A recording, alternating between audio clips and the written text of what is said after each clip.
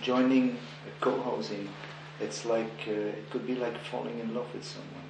When by the start you have so much expectations. It is beautiful, it is bright, the future is so fantastic, and then, by the way, you realize that it's not so idealistic, it's not perfect, it's not fantastic, but when you come to a point that you can say, well, this is good, it's not exceptional, it's not fantastic, but this is good for me.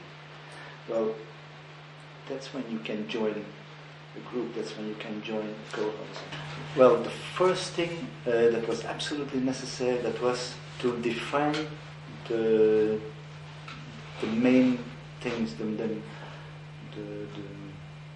cornerstones of our project, to define what we wanted and how we wanted it. That was the first thing. It took me a year and a half to know what I really wanted. And you need to take the time to get clear with yourself about what you want as a project, where you want to live. In January 2004, that's 2 years and a half ago, we found this farm where we're sitting now, this beautiful farm, and it took us quite some time to enlarge the group, to attract other people. In order to do this, we organized some info sessions, info evenings. We distributed a lot of flyers, but people came. People came because there was a site. It's very frustrating to trying to get a group together without having a place, without having a site. Very important to set a community, not only to set a site and to build a place, but also to build a group. It's very important to start with that aspect too. There has been communities who forgot to build that group and who ended up with a building and no co-housing, no community. There's also been groups who invested a lot in good group building, but who didn't seriously invest time and money in getting a site or getting a place all right.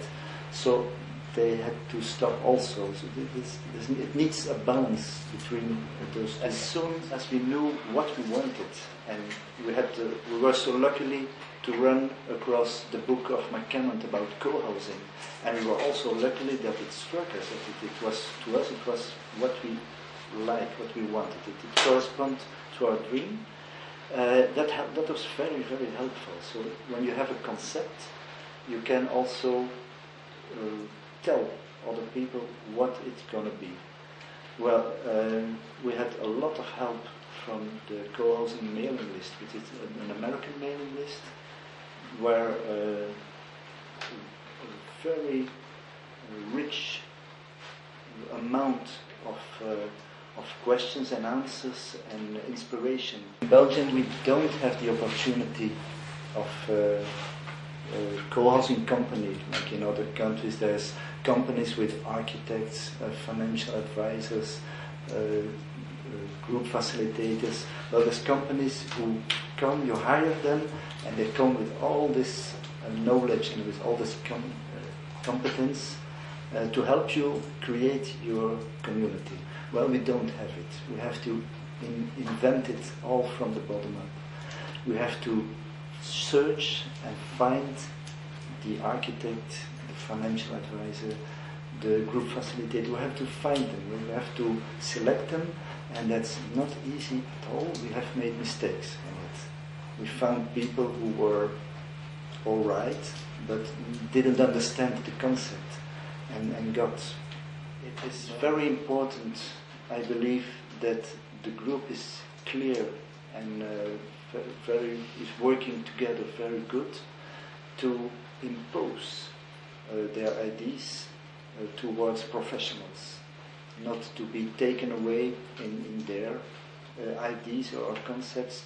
The concept must be strong, but the group cohesion must be strong also to make happen what you want to make happen. But 1 year ago, there was a sudden eruption a huge conflict in our group. I was frightened because I didn't see it coming, and I believe nobody saw it coming anyway. Well, we have different explanations for it. There was certainly a problem of power conflict, and there was certainly a problem about basic rules. We didn't fix them enough. We didn't fix some basic principles, so that it was an unwise thing to do, and it was part of the huge conflict we lived. And this conflict was important enough to have a serious impact on the progression of the project. The health of the group is so vital to the progression of this project.